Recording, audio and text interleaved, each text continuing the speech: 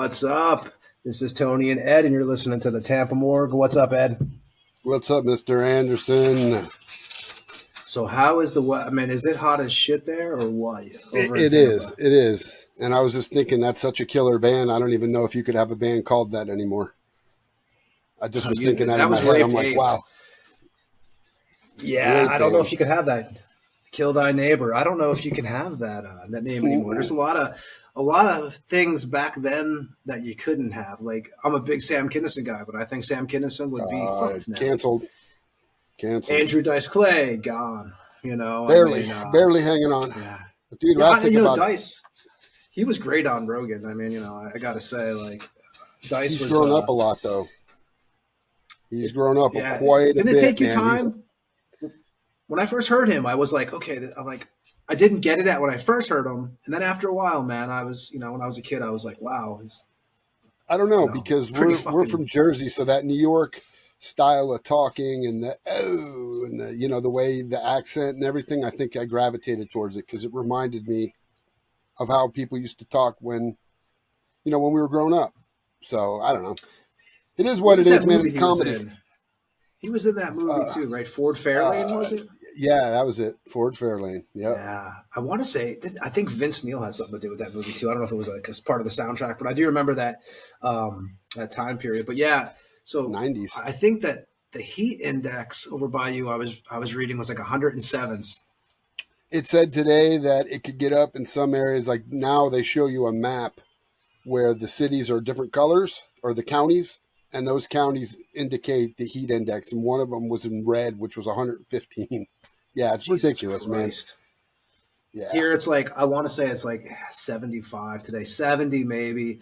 And as we explained on the first episode, I'm over in Eastern Europe and Ed's over in Tampa, where I also live part-time. And I know my family's still over in Tampa, and I know that they said, like, my father's up in an upstairs condominium, and it's so hard to cool down his place. It's like because heat rises. Yeah, it says right here it's 95 in Tampa, feels like 110. So damn. Yeah, so that's it's a bit crazy. Yeah, but we appreciate everybody for checking in, listening. Like I said, we're just getting the show started, but we got some stuff already lined up coming up that we'll talk about this episode a little bit. And eventually the show is gonna grow as we go. We're just kind of like signing on and just doing this. There's no like, eventually we'll have a little intro and all these things, but right now, man, we're just kind of like, hey, Ed, you want to do a show tonight? Yeah. And that's pretty much how we're doing it. Yeah. And we'll fill in guests as things go, and people kind of want to do it. We'll get them on and talk about all that stuff, because there's so much stuff to talk about in music. See, the problem is that you and I, we've talked about this a million times. Even your wife will, she'll collaborate that. Are you on the phone with Ed again? We don't just listen to death metal. Never have just been a death metal genre. We grew up in the 80s, glam rock, British wave, heavy metal. Punk. I was really into punk. Hardcore. I mean, you name it. We could go through. At one point I had over 1,200 CDs. And when you looked at them, you'd be like, dude, really? This looks like the wall of a Turtles or Sam Goody's back in the day. Cause it was every kind of music you could imagine besides, rap and country. And that was the days when you would go buy a CD or a tape actually from a store, and it was in these big plastic cases, so you couldn't shoplift it. Even the CDs, like you were talking about. In the big cardboard boxes. Yep. Do you remember the actual first, like, I guess the first tape you got, when you were like it doesn't have to be metal, because obviously when we were all young, no one's 4 years old or 7 years old with a Slayer tape. I think the first tape I got, I think the first actual tape, because my dad was buying me like Twisted Sister and Quiet Riot on records, like, which was weird. My dad bought me the Ozzy, the Randy Rhoads tribute record.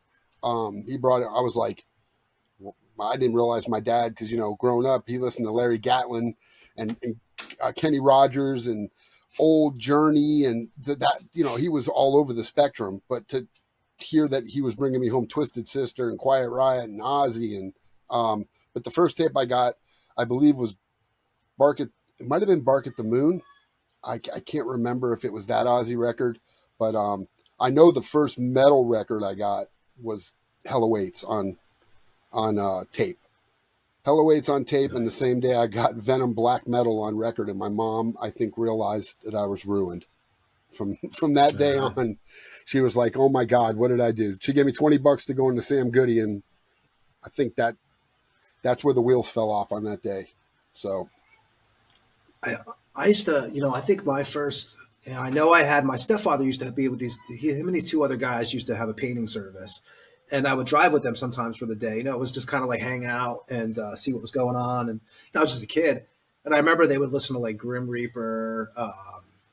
Just this AC/DC, of course, because I would have to say, I think Dirty Deeds might have been my first owned personal tape. Because when I was a kid, my uncle, like I remember I would go to his house and he would have on like a lot of like Zeppelin or Floyd or Sabbath. And then, eventually growing up in Jersey, when the boardwalks up there, they had the Union Jacks, I believe it was called. It was where you would go up there and win, back then it was cassettes or LPs. But I think I know there I was picking up stuff all the time, but I think the first thing I really got was probably Dirty Deeds. Besides the stuff that my stepfather had a bunch of tapes, because I remember listening to like just a lot of shit he had. But I think that was kind of like the beginning for me of like, really.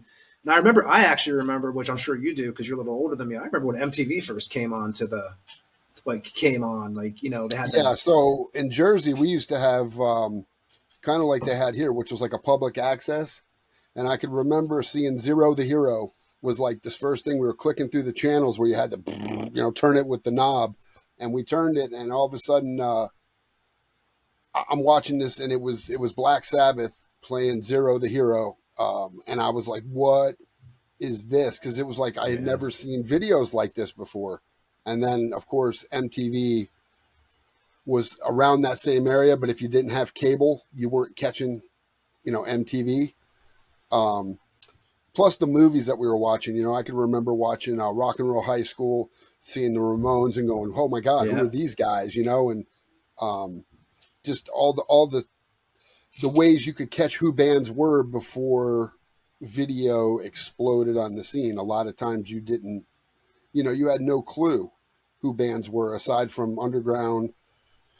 This guy's got a whole wall full of tapes I've never seen before. And then he comes to my house and he's like, whoa, what's that stuff? So it was like, that's how I learned. I mean, I probably told you this 100 times. This guy I live with, long hair, metalhead. Everybody used to think he was a freak. But when I went to his house, he's like, look at, this is my stuff. And I'm looking, and that's where I saw early Metallica, Merciful Fate, Melissa. And I was like, what is this stuff?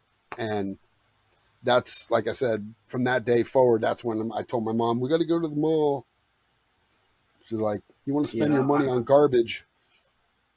Yeah, it was. Yeah, that's what they used to say, right? Because imagine how back then, it was like kind of shit was shocking still. Now nothing's shocking. I mean, now now there's no limit anymore. But back then it was kind of no.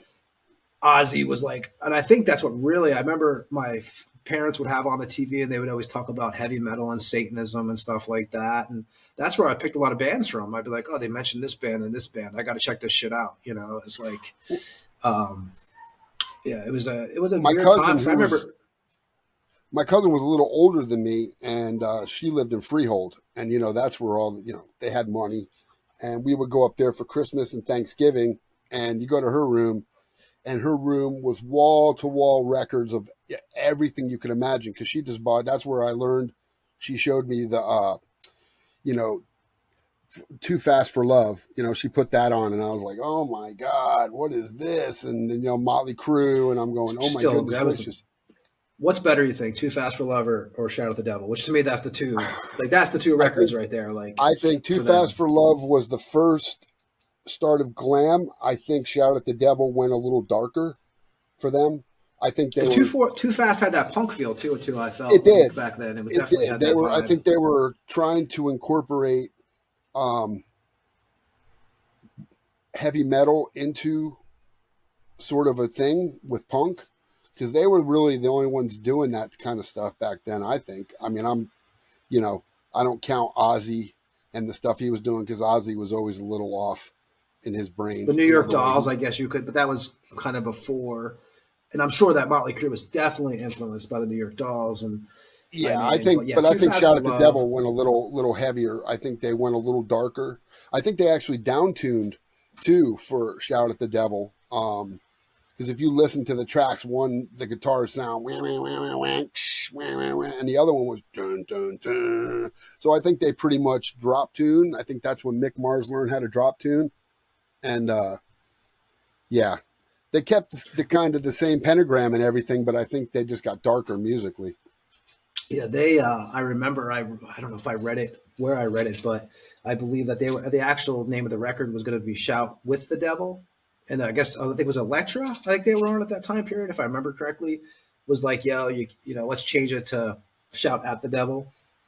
So right. I guess that was like it sounded a little less. But yeah, and then Theater of Pain, it was downhill. You know. Well, that helped me get the record because when my mom saw "Shout at the Devil," she was like, "Oh," she thought, you know.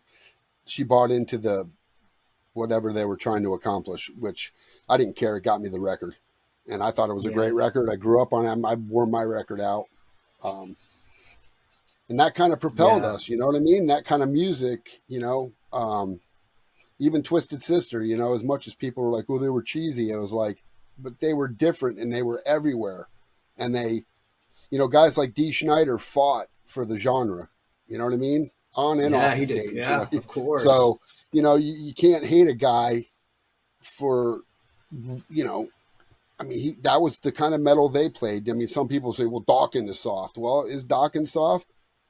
Some people think George Lynch was one of the best guitar players around. I mean, so how with Dawkins, I never totally got it. Like with Dawkins, it was like, of course, the Dream Warriors, but I like the whole Freddy Krueger thing. Yeah, but that's when they kind of selling out. Because I think Dream Warriors was around the same time as Theater of Pain, if I'm not mistaken. Around that time, right? So 83, if you think about Tooth and Nail, you know, how fast it was, you know, and how Dawkins was screaming and he was doing something, and then the next one they kind of went real Theater of Painish, just kind of, I hate to use the word sold out because it's such a cheesy term, but they kind of started to go mainstream. We'll use that word. Which that's what a lot of those bands did. That's why everyone talks about, like, you know, a lot of people when the Seattle scene started coming out, like as much as like a lot of those bands got fucked, it was getting ridiculous, I think. And it kind of had to happen in a way, right? Because it was getting really cheesy. You know, and by that time which we're going to talk about this now, coming up now, but, you know, so I'm going to mention these occurrences and we'll match them up to the year and then we'll go from there. So this year we're going to talk about Cincinnati Reds win the World Series against the A's. The 49ers defeat the Broncos in the Super Bowl. The Simpsons was aired for the first time ever on Fox. The demolition of the Berlin Wall starts. And it's also a lot of other things going on and a lot of killer records coming out that year. That was 1990, right? Yep. I mean, so when did you move to Tampa? When did you actually relocate there from Jersey? The end, like Halloween of 85. Halloween of 85. So what do you remember? Because I wasn't in Tampa. I didn't get to Tampa until 94. So 1990, I remember the big hubbub because, again, Aces Records was a big staple in the metal scene in Tampa. So I remember Spiritual Healing was a big push at that point for death metal. And that was recorded, 89 actually, but it came out in 90. It was recorded at Morris Sound. It came out in 90. That was like one of the bigger albums to come out around here. And, you know, because Death was, at that point too, you got to remember, Rick was booted out of Death at that point. So you had James Murphy, who was starting to become the guy who filled in because he was on the Cause of Death with Obituary. You know, Bill Andrews Yep. You had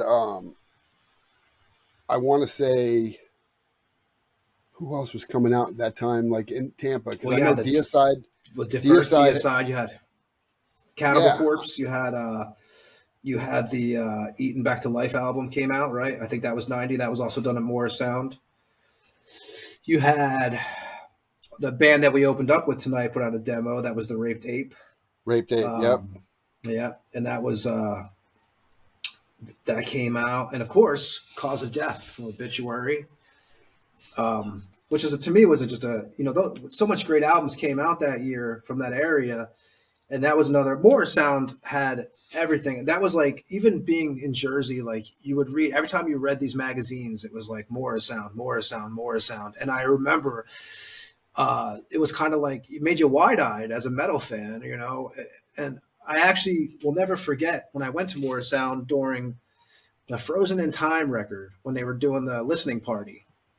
And, it was, like I said, as growing up in Jersey, it was like, you always heard about this place that did exist, but it was just, to us, it was like, you know, yeah, it was just one of those places, I mean, they also did the Key there. We were talking about that earlier today, me and you. The Yep. Key record was done at Morris Sound in 90. Yep.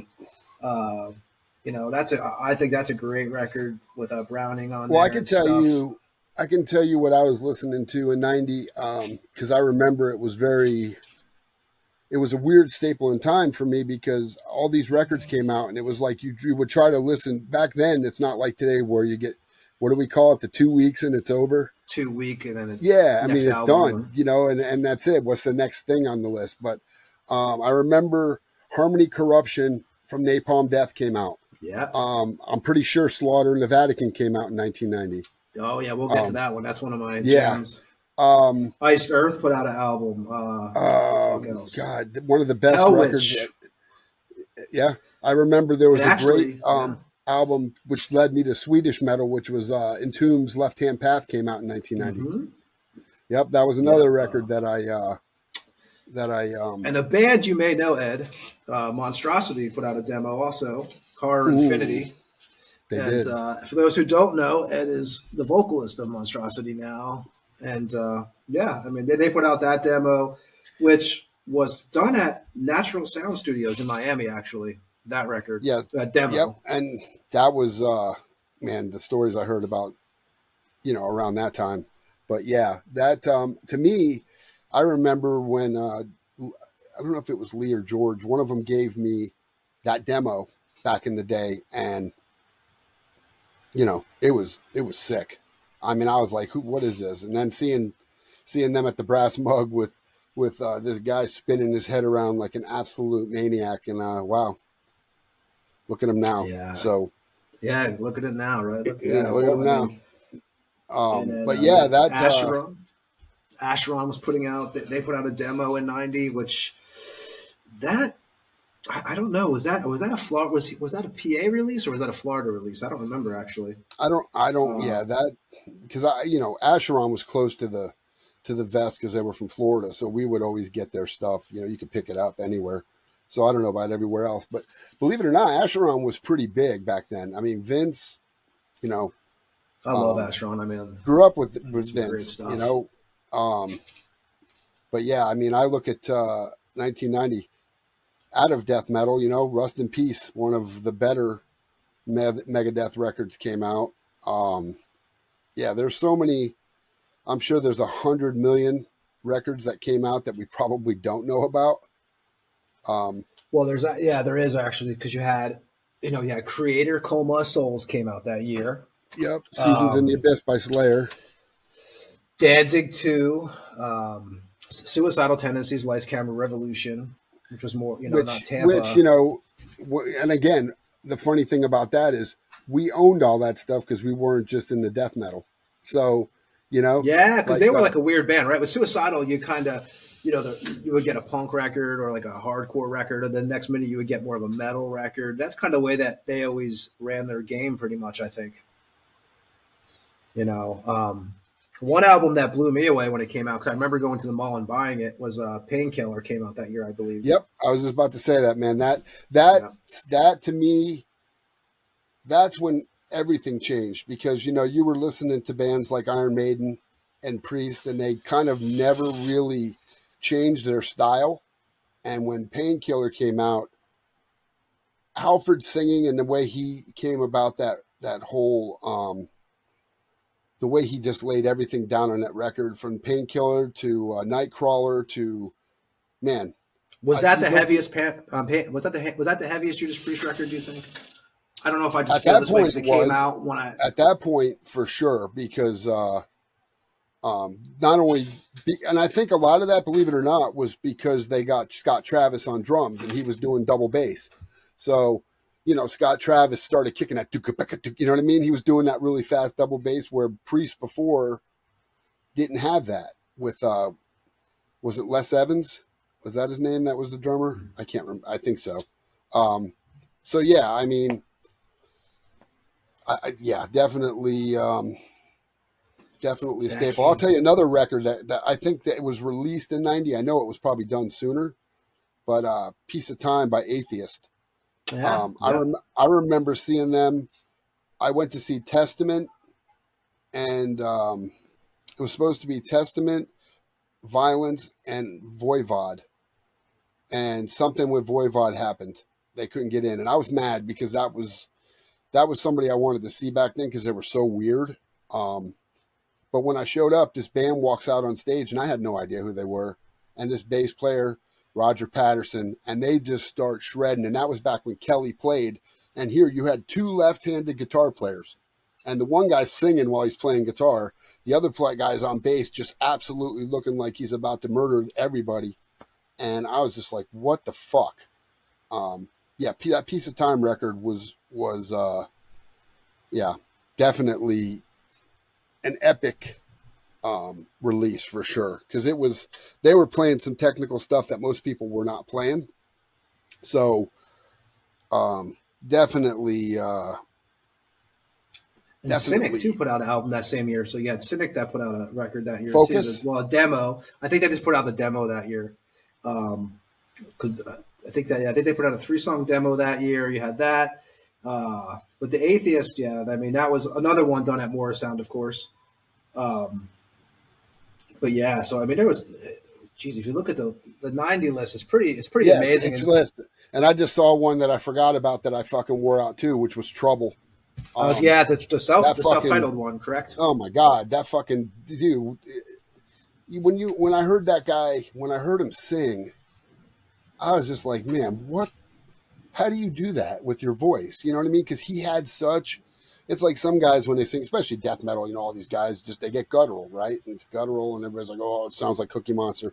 But when you get a guy that sounds like Rob Halford or Bruce Dickinson or Trouble, man, I mean, or Candlemass for that matter, the way Malcolm, I mean, it was like, man, you've got to be kidding me that these guys sing like this. And of course, I'm pretty sure one of the King Diamond records were released that year too, or one of the Fate records. I know King put a record out in 1990. It was either with King or Merciful Fate.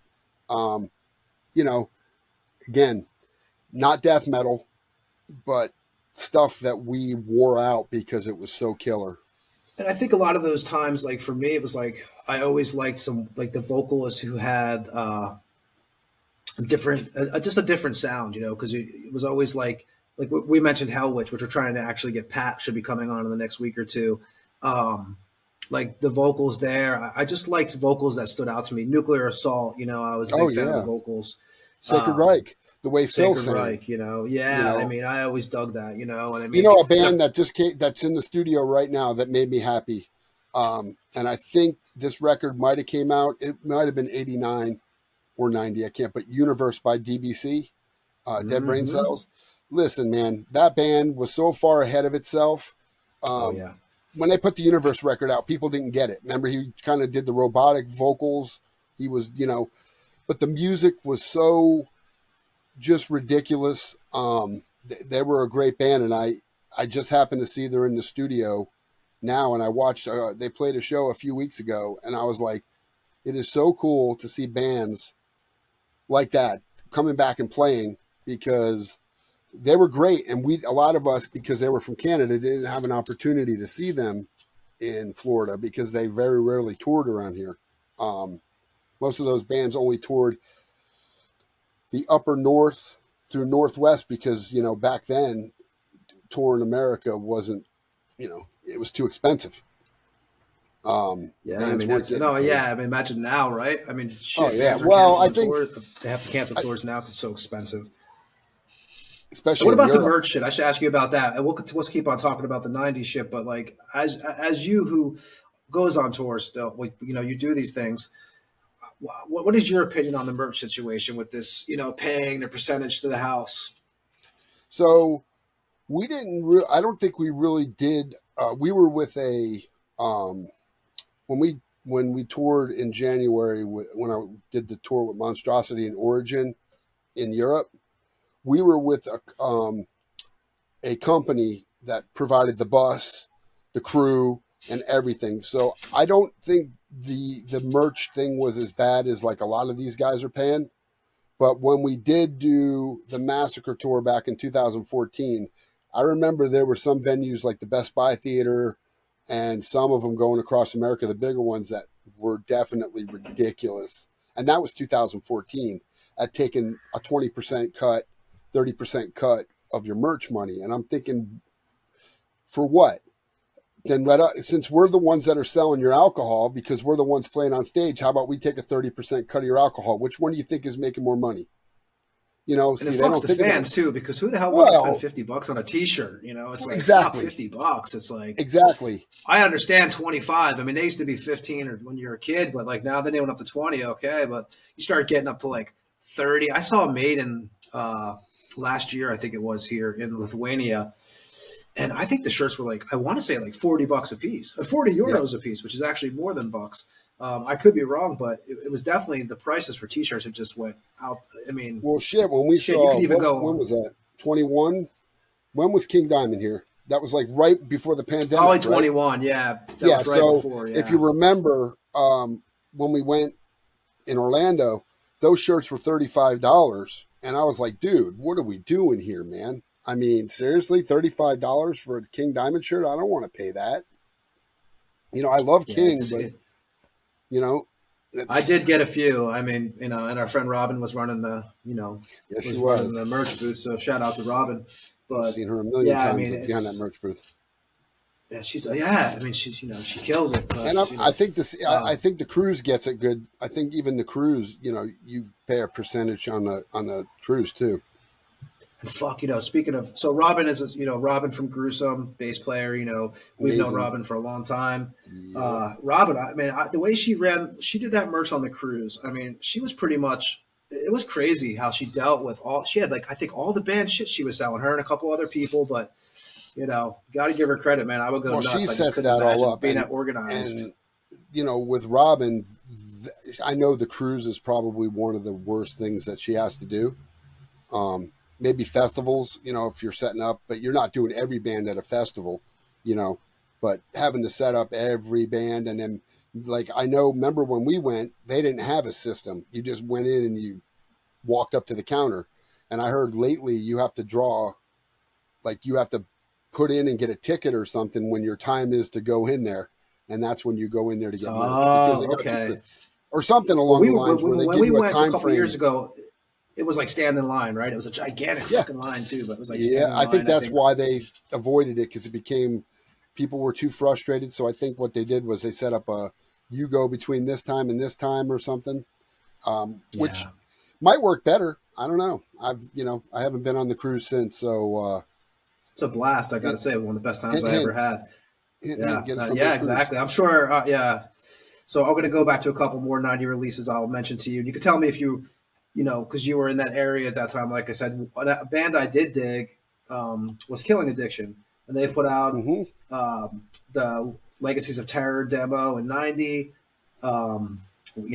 We had what else came out that year? We had Roadkill, which on Deicide. I have to talk about the Deicide, which I think we mentioned already. But man, that first Deicide record that is still one of my favorite records of all time. To me, it is. I'm pretty sure flawless. That's what started me on my. I think that's what started me in death metal, because it's fucking flawless, that record. I mean, everything about it. I wouldn't change anything about that album. I mean, I agree. It was. I agree. It was probably, when I heard it, I remember I couldn't take it out of the tape player. Because I got it on cassette, and that's just an amazing record. Yeah, Malevolent Creation put out a demo in '92, not '92, but '90, which was also done at More Sound, of course. You had what else did you have? I know you had Brutality put out a demo. What a year! I mean, when I look, it's almost hard to believe. It's like Marilyn Manson and the Spooky Kids put out a demo before that whole thing started. Because they were over what? They were in Fort Lauderdale. Yep. Hollywood, I think, or somewhere in that area of Florida. Yeah, because that's when they had. Oh man, there's a record right there that I literally wore out and wanted to sell my bass gear because Swallowed in Black, Sadist, man, because Steve DiGiorgio was absolutely a wrecking ball. Fuck yeah. I mean, I know the next year he was on Human, but when you listen to that record and you hear all the bass lines that dude does, I'm just like, get out of here, man. Get the fuck out of here. And then, when you tour with him, watching him play the death stuff for 6 weeks, and you're like, every day I'm going on eBay seeing if I could sell my shit, because I'm realizing that, fuck this, man. This guy's definitely on another level. No, definitely. And, actually a band you were involved in that also put out a demo in '90, which I totally forgot about, was The Second Coming from Massacre. Yep. With Bleed to Death on it and Mangled. You had that come out. And yeah, it was just there's just Bathory put out Hammerheart. I mean, there's just so much stuff. I mean, there's so many killer albums that came out. And I actually did check out something, was it yesterday or today? And I wanted to check it out. We had actually talked about this album on the last show. Shadow Legion, they're called. And that's Brian Malone, your ex-bandmate's new band. Mm-hmm. And I have to say, man, it's killer, man. I don't know too much about it. I know Malone's in the band. I know, it's got 11 tracks on it. I actually listened to the whole album for the first time last night, I want to say it was. So I can't, I'm going to go back and listen to it again, but it's definitely a killer record, man. I was really impressed by it. I don't know the whole lineup, which I'll learn that as now that I've checked it out and dug it. I know that, it's like I said, it's a killer record. It's different. What I've heard, and it's not. Yeah, if you're expecting hearing Brian Malone and you think you're going to hear Diabolic, you're not going to hear that. He doesn't write. He's not writing like that. This is different level, for sure. Yeah, and I guess the vocalist's name is Kyle Healy. So I would definitely. I definitely got to say, I listened to it last night. I mentioned in the last show that I wanted to check it out, so I did. And I don't know what label it's getting released on. Are they self-releasing it? I'm not sure how they're doing that. But yeah, it was good to hear Brian back, because I haven't heard anything for a while. But yeah, so I checked that out last night. So I definitely, if you haven't checked, I'll send you the link to that, Ed. You can check it out. But it's definitely cool. Yeah. Because it's hard. There's so many.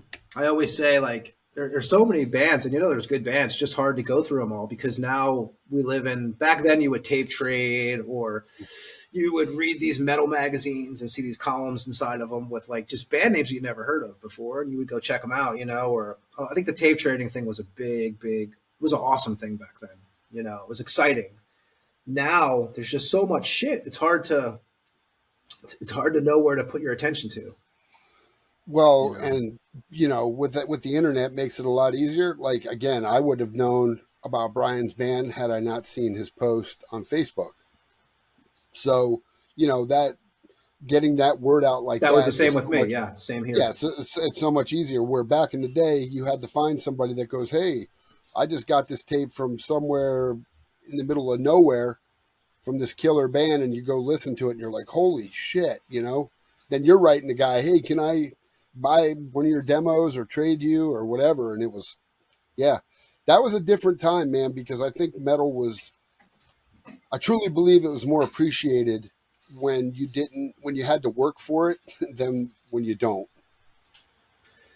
Yeah, I think you're right, because it was like, I mean, I used to carry, I remember I would get a new cassette and I would carry that motherfucker around for like 2 weeks. Just carry it around and just, you know, you always wanted to hear it. It was like, it was different. And, you know, you were so excited to like when a show would come. Now there's even tour, like there's so many shows now, right? So you're like, now you're being, especially after the pandemic, the shows have just ramped up like a 5 million, you know, like a week, it seems like.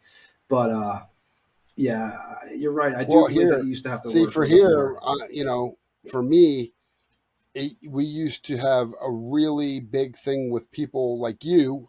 You were huge for this, and a lot of people, you know, if they don't admit it, they're fucking liars. But every time we got on a show, you were making giant flyers and posting them everywhere, and that's how people the old knew school about way, shows. right? Well, that was how we did it. But now, the other day, apparently, I guess Josh Jones, one of our friends, he posted, I'd like to get him on here, man, too. I'd like yeah, to get him yeah, on here for one sure. day. For sure. I'm actually going to go to his store next week and check it out and talk to him about some things. But I saw he went and drove, I don't know where, it had to be somewhere in Florida, to see Metal Church with the new singer. I saw that, yeah. I'm like, son of a bitch, I didn't know Metal Church was playing. And then I saw somebody was playing at the Mug the other day, or the Orpheum, one of the two. And I'm like, where are these shows being announced? I don't see them until the day of. And, you know, do you know how hard it is when you have kids and a family and a life to drop everything to go to a show? You know, it's not the same. Back in the day, it is fucking hard. I used to give Ed shit all the fucking time. Like we all, like, you know, me and Ed have played together for a long time. We used to give him shit when you got. And now I have 2 young ones. You know, I waited till I got older to have kids. So I have a 2-year-old and a 4-year-old right now, and I'm in my 40s. And man, it is like crazy. You're not dedicated. You don't know. And I'm like, okay, dude. Well, one day you're gonna have fucking kids, and you're gonna know exactly. Because remember, my wife worked at nights. You know, she worked for Verizon at night. So, for me, it was hard to find somebody that would come over and watch your kid. You know, or kids. So, because I had Tristan, which was a stepson, and then I had Bryce, which. It's a full-time job, right? It was, man. It was, especially boys. You know, so, I'm up every morning at like 6, dude, driving my kids to school, and they go to 2 different schools right now. And yeah, it's, I gotta say, man, like I hated getting up in high school at 6, and I sure the hell hate it now too. But you know, today was my daughter's last day of school. She's a senior, and I don't have any more kids that I'm aware of, so this is it for me. It has to be a little depressing to like, yes, your last like. I still have a bunch left. It's funny because I was telling my partner, my business partner, buddy. Said, "Yeah, man." He goes, "What are you talking about, dude?" He was kind of giving me shit. He's like, "What are you talking about? This is the first day of the rest of her life. Be happy for her future and what she." I'm like, "Huh? It's a different way to look at it." She's my she's my fucking daughter, though. Yeah, my fucking daughter. I was watching. I was fucking watching that. You might have seen it, Hotel Transylvania, with my daughter. Yeah. And the fucking father, you know, Adam Sandler's the voice or whatever, and Dracula, you know, is trying to keep his daughter from the real world. And I tell you what, man, I wouldn't have understood that 4 years ago. Now I was watching it, and I was like, you know, hey man, you know, I get it, because the real world kind of sucks. You know, it's like, oh, dude, well, when she says, you know, we got Tristan's he got his dog, which is a giant pit bull mix. And, you know, on the outside, he looks scary. He's just a puppy, man. He don't care about nothing. But she's like, I want to take him for a walk around the block. I'm like, who's going with you? Nobody? Nope. Not happening. Yeah. Not today. Maybe 20 years ago, but not today. So I mean, I remember when like my parents would send me to the damn store to buy them cigarettes. Like back in the day, 7-Eleven over in Brick, New Jersey, and nobody cared. It was no big deal. Well, we were also, the old people think that it's a skit. They really think it's a skit when somebody says, when you saw the street lights come on, you came home. No, that was a fucking fact. If you weren't home when those street lights came on, you were getting your ass whipped. And that was a fact, man. You could, and you know what? You could go do whatever the fuck you wanted all day. Nobody gave a shit. Nobody was concerned. You came riding. Now up you just take your parents to court and divorce your parents or whatever the fuck they do now. Yeah, or like, you can't do shit. It's like, man, no, it's crazy. But I have to say, when you have kids, it does change everything. It changes the way you look at life. And so for me to drop everything and go to a show, it just sucks because if I don't know about the show, and it comes up last second, I'm just like, man, that absolutely sucks. Because I miss a lot of shows like that. No, I mean, especially now that I'm over here. Like, I went to a festival. I went to the Kilcum Fest over in Lithuania, where I'm at. I went there. It was cool, man. They had Sodom was awesome. Electric Wizard was killer. I mean, I'd never seen them before, so that was a cool experience. So I mean, it was there were some really killer bands, and Asphyx. It was actually close to me. Yeah, Asphyx was awesome, man. Like they I have to say. I think that's another record that came out in the 90s. I think didn't that come out in 1990? Consuming Impulse. You know what I wanted to say too about 90, but then I realized it was 91 because I was going to say because we're up in Jersey when I was a kid, Ripping Corpse. That was the thing, right? The demos came out, and the Splattered Remains demo, and I was a big Ripping Corpse fan, and eventually, obviously, Eric Rattan. We all know the path of Eric, which is, I mean, we were talking about it the other day. I mean, Eric's fucking great. I mean, dude, and if you've never met Eric, you have no idea that he is one of the coolest motherfuckers. Unless you're in his studio and he's recording you, then you got to have your shit prepared. I've heard that. If you're not fucking prepared, you're not. If you go to Eric and you're not ready, you are fucked. But as far as dudes go, man, like as a person, like. Take all the shit out. He's such a great dude. And I remember, I'm pretty sure him, because they were from Red Bank or the Red Bank area. My sister was born in the Red Bank Hospital, and I believe Eric was born in that hospital. So when he said that, I was like, holy shit, how small of a world is it that, and some of those guys came down to play with Hate Eternal, not about maybe 10 years ago. I think it was. I think it was the original guitar player, Kelly, Sean Kelly. Yeah, Kelly, I actually went. So I was at Mana Studios probably 9 years ago, when Christian was there recording. Actually, I went over there. I knew Christian from the three brothers from the Rivet Rag days when we were doing the magazine. Great awesome dudes guys, too. Fucking great. And I went there and had dinner with them and Eric, and it was awesome, man. That studio is awesome, and you have to respect Eric Rattan so much. But I was, definitely a Ripping Corpse guy when I was a kid. I still think Dreaming with the Dead, came out on Craze Maze America in 91, so it wasn't 90, but it was just for me that was one of those records that I'll never forget. And I mean, shit. It was in Jersey. There was them. There was, of course, Northwinds, which I mentioned, which I actually, what was the name of that record? Sleep with Evil, I believe it was. That came out on Black and Blue Records, which Black and Blue Records was, they were also releasing G.G. Allen stuff, I mean, they were Bloody Mess in the Scabs. But yeah, it was just a different, I don't know, music was exciting then.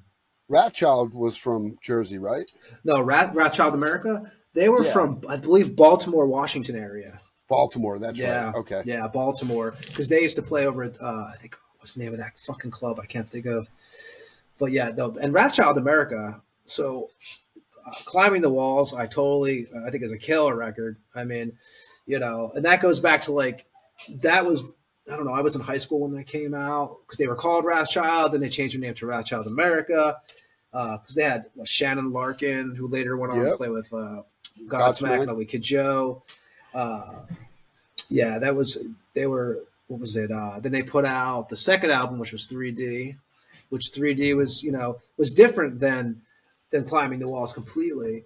And I think the thing with Wrathchild was I actually saw them in St. Pete at a place called Club Detroit. Probably, I don't know. It was actually okay. So I saw them the night that Jerry Garcia died. I think the same night as Mickey Mantle, believe it or not.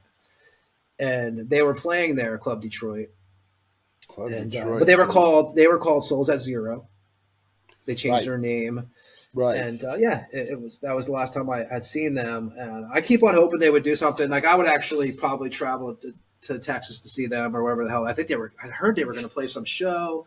Never happened. But I definitely think that Wrathchild America, that Climbing the Walls record was killer. Hell's Gates was a cool. The whole record I liked, man. You know, they did a Pink Floyd cover too on that record. But yeah, Wrathchild. They were one of those bands again where the singer was eclectic. You know what I mean? He didn't sing like your typical heavy metal guy. Rad was, Rad was great. He was actually the bass player for Kix back in the day. People don't realize that. That's right. Yes, he was the bass player for Kix back in the day. I'll tell you another band that that really was a big influence early. I saw them open for King Diamond. I think it was King Diamond. And I think Megadeth was there too. Or it might have been Megadeth. And this was in Tampa? It was outside Tampa somewhere. I drove to go see this show because I think it was Megadeth because it was Sanctuary was playing with him. And Warrell Dane, his voice was just something different. You know what I mean? It was one of those voices that he could hit that fucking high-pitched note, but then sing on key. And Into the Mirror Black was the record that came out in 1990. I remember when I heard that record, I was just like, who is this guy and how the fuck does he sing like that? Like, he could just hold that note, kind of like, you know, how King holds those notes. It was different. And what's crazy to find out that his main influence was Jeff Tate. Which actually, speaking of Jeff Tate, because they were both from Seattle. So Empire came out in 92, I believe. In 90. I keep on saying 92. It sounds like I'm saying the number 92, but yeah, in 90 also as well. Yep. Yeah. So yeah. But he always said, you know, Jeff Tate, he'd grown up because he would watch them in Seattle. He would see Queensryche all the time. But if you ask Murder me, was on that record, right? That Sanctuary. If you ask me, Warrell Dane's vocals were on another level. You know, Jeff Tate was definitely like one of a kind singing. But you know, Warrell Dane, and then when he made Nevermore later, that was like the huge influence for me. Yeah, I remember you were really into that too. I do remember that. Yeah, this was a heavy band. Jeff Loomis is a fucking shredder. So yep. And getting to meet those guys a couple different times, they're just cool fucking dudes, man. No, and you mentioned Slaughter in the Vatican before, which to me was another one that, I mean, another perfect record. You know, that was recorded at Morrisound also, and I really hope we get one of those guys on because there's a lot of stuff I want to ask them about. I heard it was a very chaotic time period in Tampa, but that came out. It was released in 1990. Scott Burns produced it. You know, and I mean, what can you say about it? Desecrator, I mean, you know, Death in Vain. I mean, just the song Slaughter in the Vatican. I mean, Chris Nails, I loved Chris Nails playing on that record. It was such a dark but heavy and violent fucking record, right? Dude, you know, when you saw Kyle Thomas, you used to think, I don't want to talk to this guy. He's going to fucking nicest guy in the world. Dude, that's the fucking craziest thing is, you know, when I met him, I was like, you are nothing like the persona that everybody wrapped you around in Ex-Hoarder. You know what I mean? I'll tell you what, he did killer on that Trouble album, Distortion Field, I believe it was called. Dude, and we saw them. We played that Metal Fest. So we played with them. Yeah, man. Seeing him fucking out there belting those tunes was killer. No, yeah. Slaughter in the Vatican, just like I said, from the album cover, which is actually hanging up behind me. I think you guys can't see that, but I think you can see the Slaughter in the Vatican up there. But yeah, I mean, still to this day, like I've always had such a place in my heart for that record.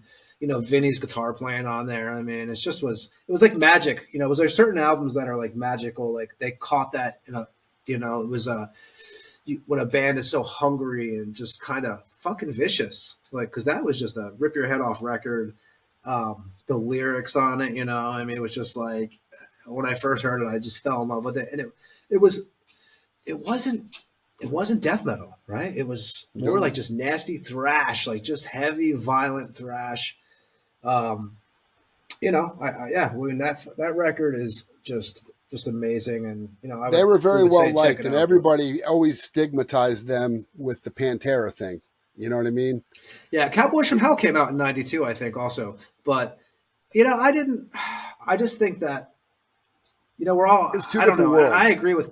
Yeah, and I listened to a lot of interviews with those guys in the past, and they get so tired of hearing that shit too. And I get it. And I remember when I first got the internet, there used to be a site online called like Pan Hoarder, and it was about basically that whole thing. It was like a ode to X Order page, if I remember correctly.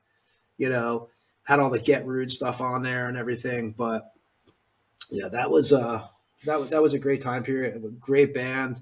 I mean, but that whole year, like we said, you had Arise. Did Arise come out in '90? I believe also, didn't it?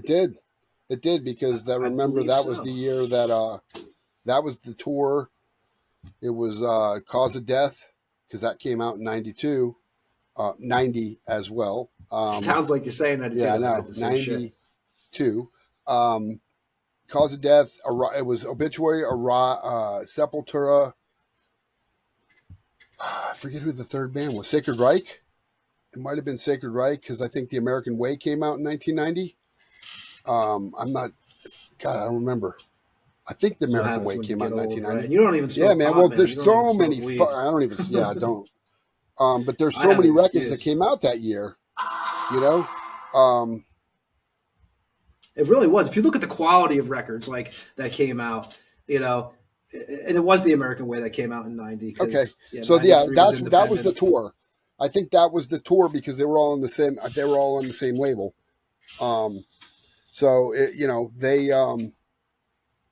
Great fucking tour, man. I remember seeing them at the Cuban Club, and it was like, dude, I'm seeing some of the best fucking bands. You're seeing Obituary, which I would have called Cause of Death their prime. You know what I mean? I mean, Slowly We Rot was killer. Just Cause of Death was on another level. It was like that's when they took that next level. Yeah, that step up. Like Obituary was just some of the songs on there. They play them. You go to a show, you're hearing all those songs at every show. Chopped in Half, Body Bag. Just a lot of those fucking killer tunes. And it was different because John's voice really, I think that's when his voice became John's voice. Because Slowly We Rot, it was John. But as Cause of Death came on, I think he just, Here's a question for you. Is there a better death metal voice than John Tardy? John Tardy. Yeah. So I'll tell you this. A lot of people can copy Chuck. A lot of people can copy Glenn. I've done it twice for both. You know what I mean? When we did the cover of Bite the Pain, I was when we did that with Shannon Ham. Shannon was like, "Dude, that was the freakiest thing I've ever heard." A lot of guys can copy most of these death metal guys. I've never heard somebody who can copy John. He's just got that, that, okay, let's get this next song on the record. He just has a voice that you can't copy. And if you do, you're going to get one song out of it and your voice is toast, because he does it like, and let me tell you about John. Touring with him, he is the most professional dude I've ever seen, where a lot of guys, when I say professional, I mean, during the week when he has shows, you don't see him drinking. Like, he may have a beer. On the cruise, we didn't see dude, no beers. We didn't see him before they played. Yeah, no beers. I mean, after a show, maybe one or something, unless, there's days off coming. That dude, you walk around the bus, you go to look for John, he's in his bunk sleeping by 10:30, 11 o'clock, like out. And when I would get up in the morning, because I don't sleep, So like, I don't sleep late. I'm not one of those guys like Ralph Santola who would stumble out of bed at 1 o'clock and, start drinking or whatever, you wake up and I'll go take a piss or whatever. And John's up there with the computer open and counting merch and already doing business at 8:30 in the morning. Like it's fucking ridiculous how professional that they are. I mean, not just him, Trevor, Donald, Terry. I mean, they're all like professional. They're the most professional run band that I've seen as far as self governed. Like no management yelling at them, screaming at them, telling them what to do. I mean, they're literally like pro. They know where to be, when to be, and they do it, and they're there. And they've had some, they're a band. They've had some lineup changes. Obviously, we mentioned Ralph, which I know he's very missed in the Tampa scene. That was a Ralph was a sad day. Great guy, man. Ralph is a great dude. One of a kind, dude, man. The guy that was so effortless in playing. And if you ever talk to him, you would just be like, man, you are truly one of the coolest, nicest down to earth dudes. I remember when he was Death. He was 93, was it? I think when it was him, Steve. I think it was him, Steve. Yeah, Chuck and Ralph. Yeah, they did he was the touring guitarist. Yeah, that was definitely a shitty day in Tampa. And I'll tell you, it was cool when we did that Death to All show, seeing Ralph come out and play with DTA. Playing. Yeah, that was cool. I don't think anybody expected it. And Damien, I remember Damien on Tampa, right? You never know who's going to fucking jump up on stage, or at the Florida Metal Fest, you had Aliva pop up on stage. You just don't know. It's kind of it's a cool thing. It was like, it's definitely one of the, who else? I've seen shit. I mean, I think Corpse Grinder hop on stage with bands. I mean, you just see some stuff, it's like, that's what's cool thing about that area is, you go to a show in Tampa, you go to the Mug or wherever you go, and everyone's hanging. Like all these dudes that you grew up listening to, everyone's hanging, and everyone's, pretty much do never know. Have a beer with them, You just never know. You go there and there's Steve from DSI. There's Corpse Grinder. There's Dave from Nasty Sat. You have all these guys that you grew up listening to, and they're all just part of the gang hanging out. And I always think that's really cool. And I think that's one thing that Tampa is lucky with. And, well, especially in Tampa, because if you go to a show, like I hadn't been to a show, I mean, the pandemic fucked everything up here. So for a while, even when there was a show coming, I didn't go, I don't know. When you don't go, you lose desire, right?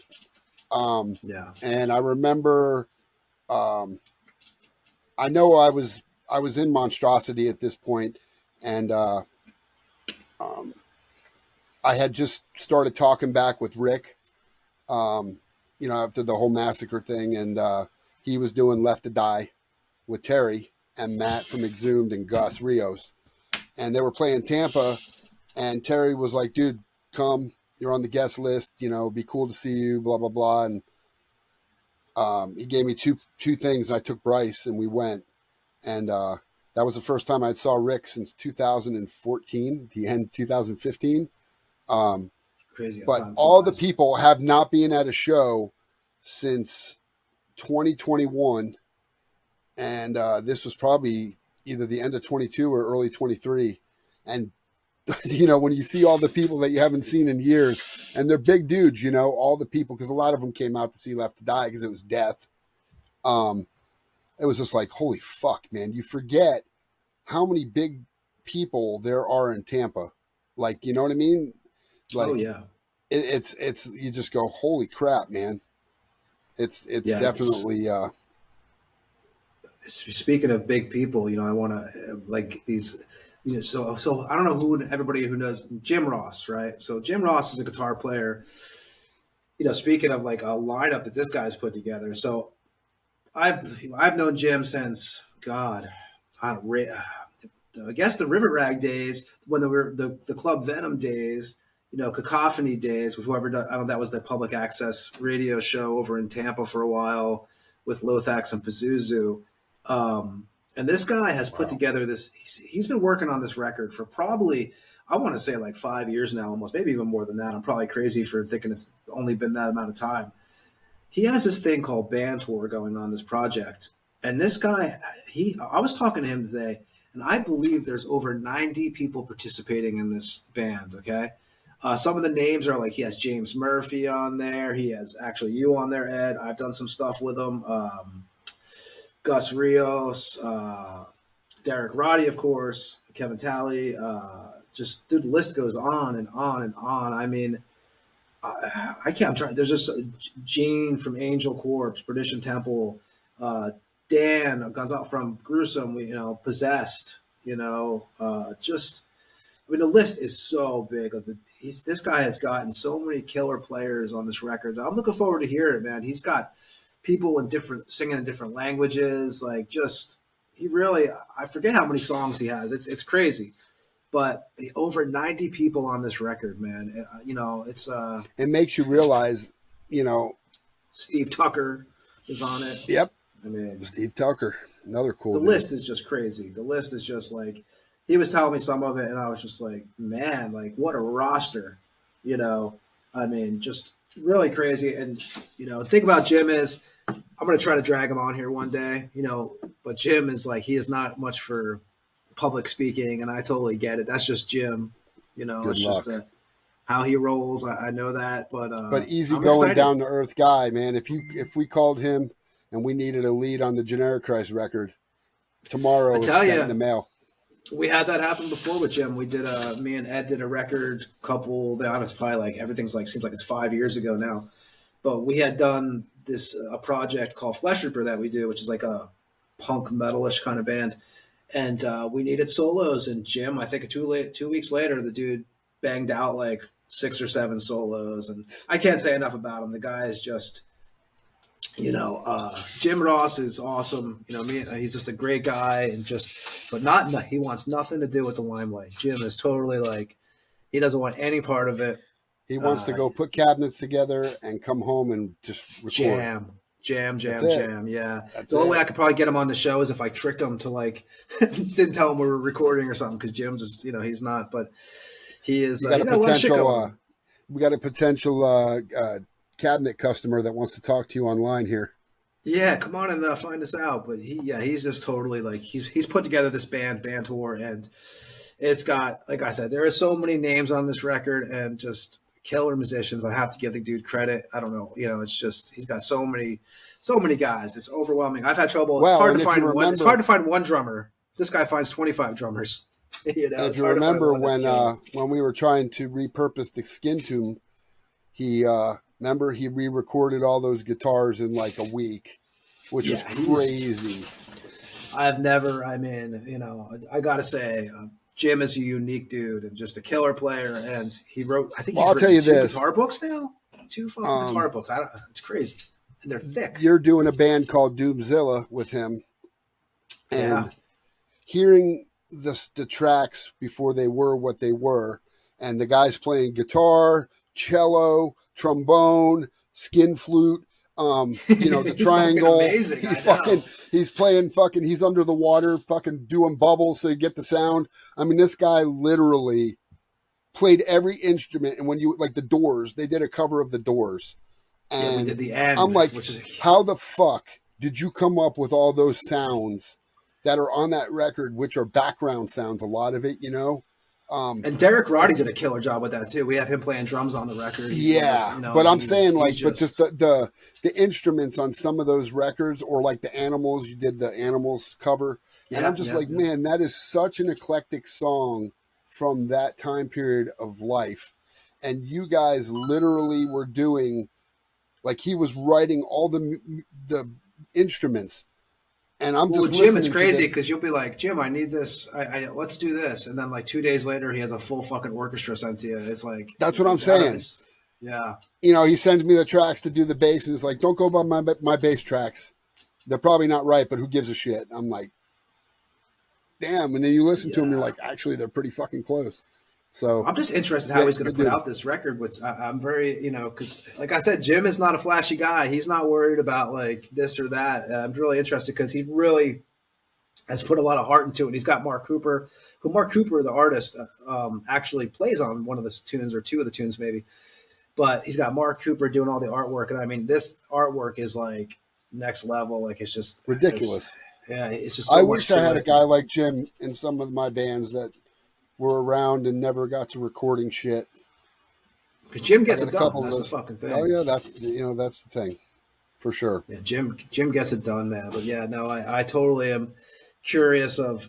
I don't know when he's going to release it, but I know he's getting closer. He says, I was just talking to him today, and he, I asked him. I said, dude, how many guys you got on this? And when he told me like over 90, I was like, holy shit, man.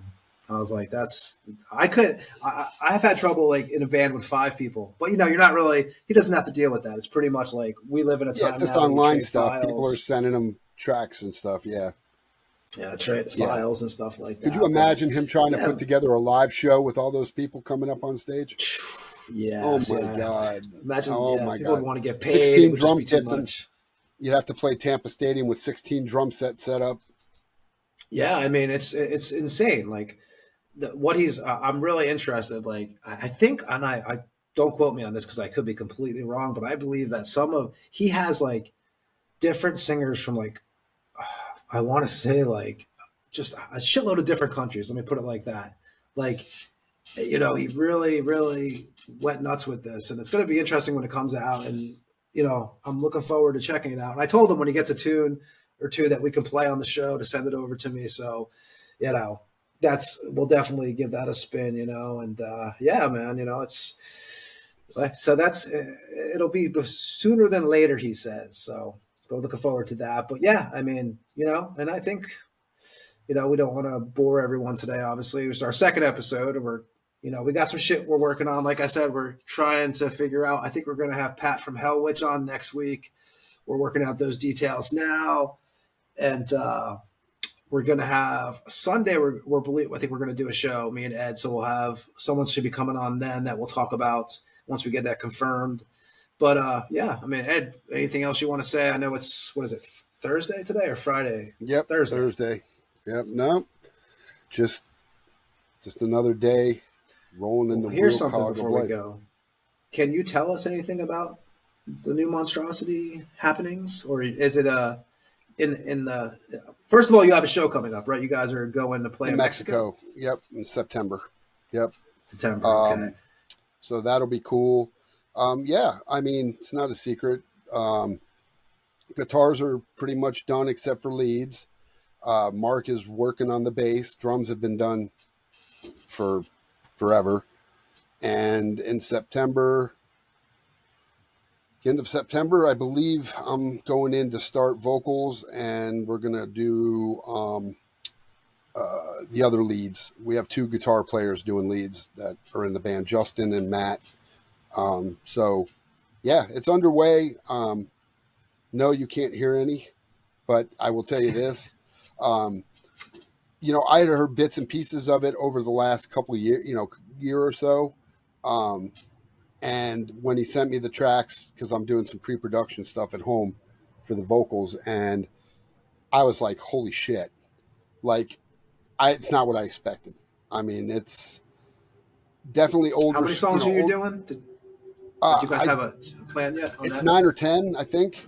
I'm not, because there's a couple things going on. I can't tell you about the second part that's going on at the same time, but there's a couple things that are happening with it. While I'm cutting my stuff, some other stuff's being done too. So it's going to be, I think, if you like Monstrosity and the style of Monstrosity, you're going to dig it. It's definitely heavy, fast in spots, grooving, typical harmony. It's Monstrosity. I will say that the between Matt and Justin, who's doing the leads, I expect nothing but the leads to sound absolutely fucking amazing, because both of those dudes shred. Yeah, you said Justin, they just destroy it. Justin's on another level, because this guy also plays in he also plays video in games while he's doing a he plays in like jazz, fusion, He's just a definite. He has no boundaries on his style, and he could play it all. I mean, he's just one of those. When you watch him play, it's like effortless. If you've ever been a fan of Monstrosity, back in the day, they had a guitar player. His name was Tux, and that guy right there was absolutely. When you watched him, you thought, like the movies where you see the guy like doing ping pong and he's drinking and playing video games and he's not even paying attention to. That's how Tux was. He just would sit up there and he would looking up and checking out birds. It was just effortless, and that's how kind of Justin plays. It's just another level. The musicianship with Mark Van Ertback,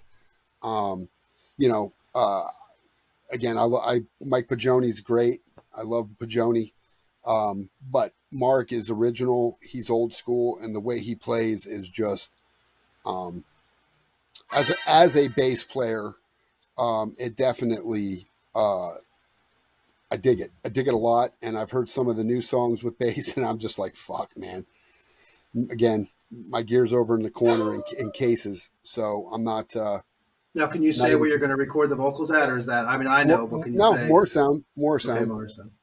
Yeah, More Sound has a new studio. They moved their original studio from where it was, so it's actually closer to my house. It's actually 2 minutes from my house, which is awesome. So nice. Yeah, and apparently I was talking to Lee, and I'll probably be doing the vocals with Jim Morris himself. So nice. That's cool because that's kind of VIP, iconic, old school. Half of the records that we mentioned today. Jim Morris and Scott Burns. Yeah, man.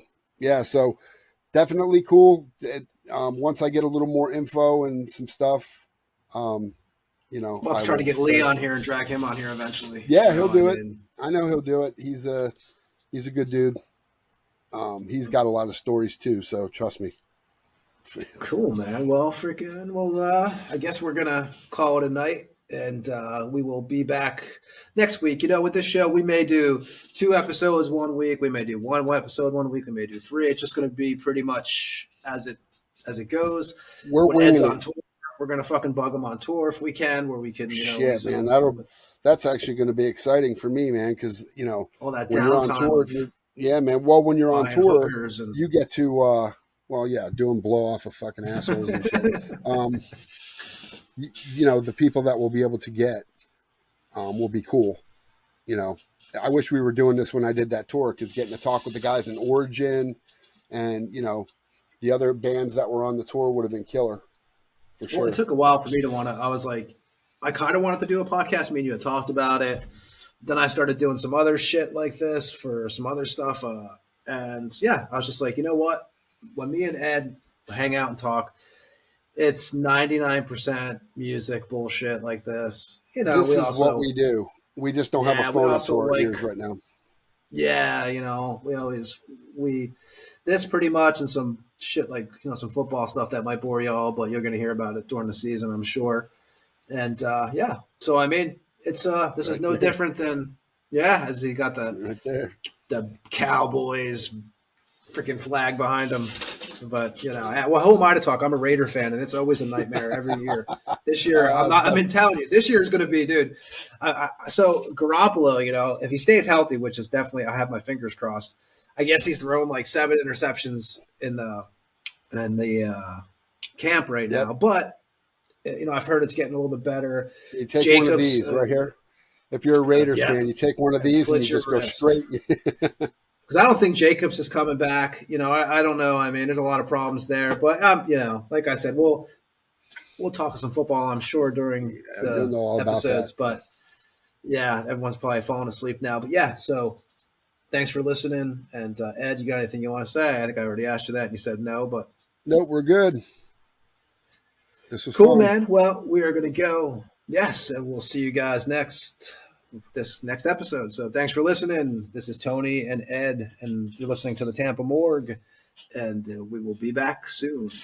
Peace. Later. Lates.